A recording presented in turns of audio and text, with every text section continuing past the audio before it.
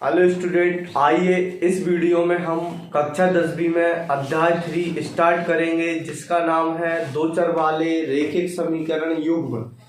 तो अध्याय 3 कक्षा 10वीं विषय गणित, इसमें हम अध्याय 3 देखेंगे और इस अध्याय 3 में से 6 मार्क्स का आना है।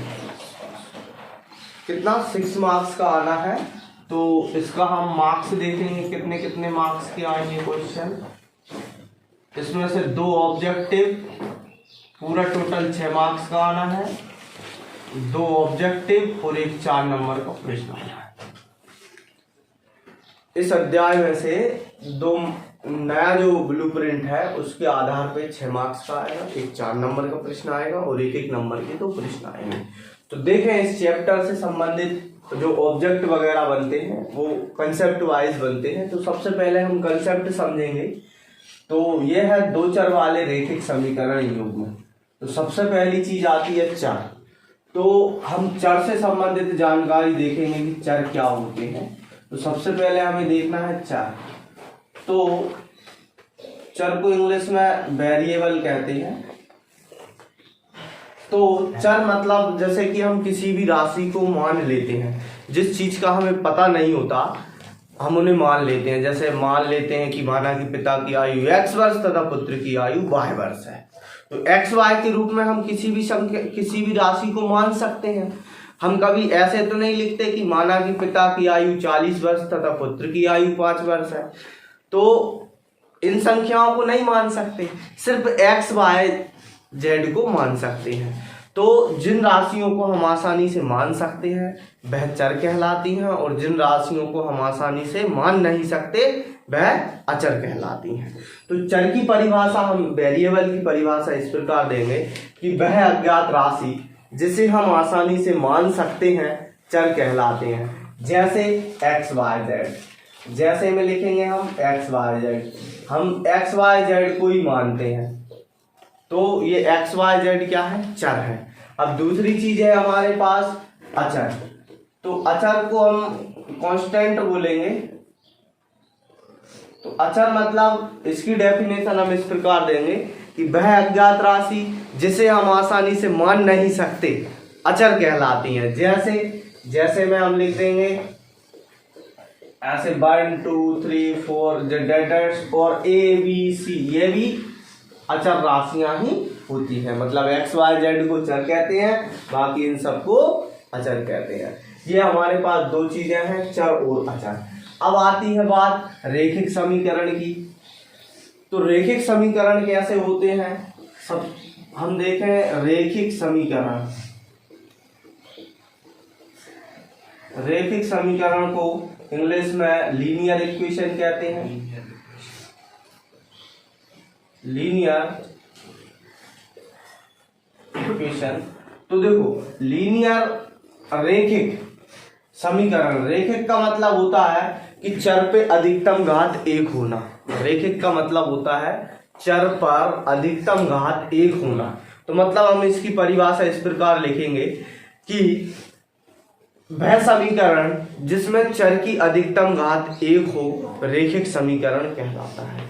वह समीकरण जिसमें चर की अधिकतम घात 1 हो क्या कहलाता है? रैखिक समीकरण कहलाता है। तो सिंपल सी डेफिनेशन लिख दी कि वह समीकरण जिसमें चर की अधिकतम घात 1 हो रैखिक समीकरण कहलाता है। तो हम जैसे में देख सकते हैं इसका ये ax + b = 0।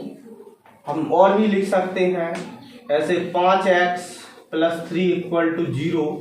इस फॉर्म में हम लिख सकते हैं। यह एक रैखिक समीकरण का व्यापक रूप है।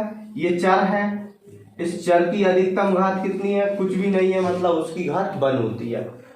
तो चर की अधिकतम घात 1 है, तो इसको हम क्या बोलेंगे? रैखिक समीकरण, मतलब लीनियर इक्वेशन बोलेंगे। अच्छा, ये जो x के आगे इंटू में है ये कहलाता है x का गुणांक। इसको हम बोलेंगे x का गुणांक, कोएफिशिएंट ऑफ x। ये b है, अचर राशि है, इसको हम बोलेंगे अचर राशि। अच्छा, इसमें एक चर है इसलिए एक चर राशि वाला रैखिक समीकरण कहलाएगा।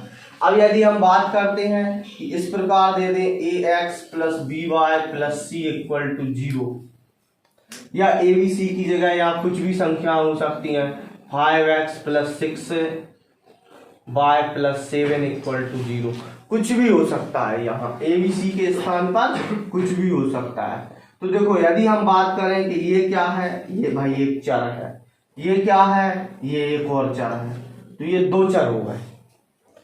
तो ये दो चर वाला रैखिक समीकरण कहलाएगा। इसमें ये ए क्या कहलाएगा, ये हम इसको x का गुणांक कहेंगे, ये x का गुणांक कहलाएगा, मतलब कोफिशिएंट ऑफ x कहलाएगा। ये b क्या कहलाएगा, ये y का गुणांक कहलाएगा, इसको लिख दो y का गुणांक। और ये c क्या कहलाएगा, अचर राशि कहलाएगा, अचर राशि। और जे ऐसे ही हम इनको बोलेंगे।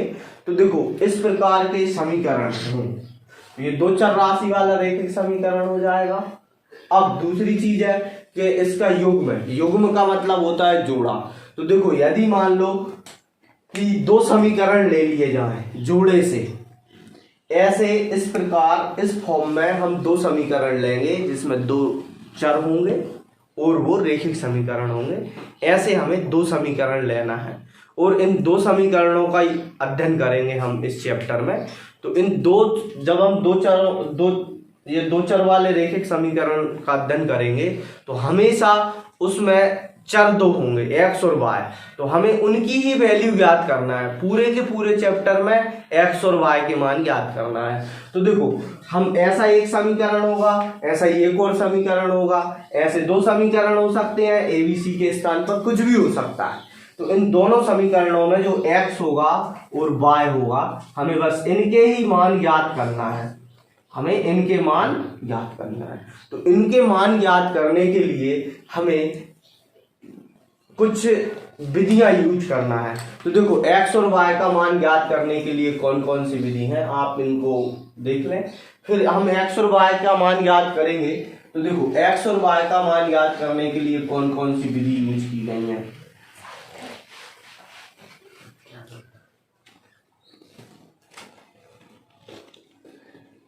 x और y के मान ज्ञात करने के लिए विधियां। तो देखो x और y का मान पूरे के पूरे चैप्टर में यही चीज ज्ञात करना है। तो देखो सबसे पहली चीज नंबर 1 हम इसमें कराएंगे ग्राफीय विधि। एक तो होता है ग्राफीय विधि, हम ग्राफीय विधि की मदद से इस चैप्टर में x और y के मान निकाल सकते हैं। दूसरी होती है हमारी प्रतिस्थापन विधि। तीसरी होती है हमारी विलोपन विधि। चौथी होती है हमारी वज्र गुणन विधि।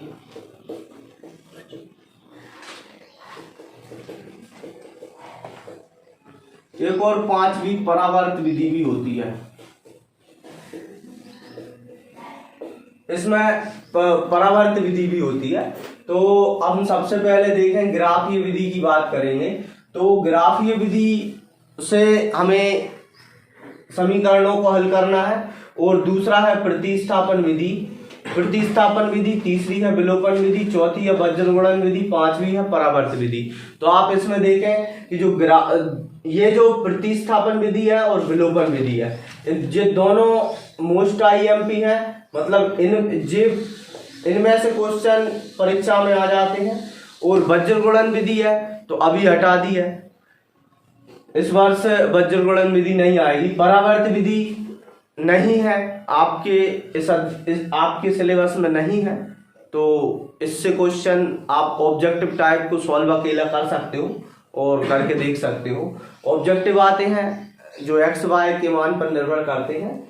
और इसके बाद ये ग्राफीय विधि है। तो ग्राफीय विधि बहुत बड़ी विधि हो जाती है, तो इससे भी पॉसिबल नहीं होता क्वेश्चन आना, लेकिन फिर भी एक आध क्वेश्चन करना आना चाहिए, तरीका आना चाहिए। अगर विधि हम एक करेंगे, इस विधि से सीखेंगे, तो सिर्फ इसमें हमें विधियां सीखना है, सवाल नहीं। बस विधि अच्छे से कर लो, सवाल अपने आप हो जाएंगे। तो हम सबसे पहले स्टार्ट करते हैं ग्राफीय विधि। तो ग्राफीय विधि 3.1 में दी हुई है। तो देखें हम सबसे पहले ग्राफीय विधि को कैसे करेंगे कि सबसे पहले क्वेश्चन दिया हुआ है, उस क्वेश्चन को हमें बीजगणितीय विधि में लिखना है, बीजगणितीय रूप में लिखना है। बीजगणितीय मतलब x y वाले चर के रूप में समीकरण बना के लिखना है।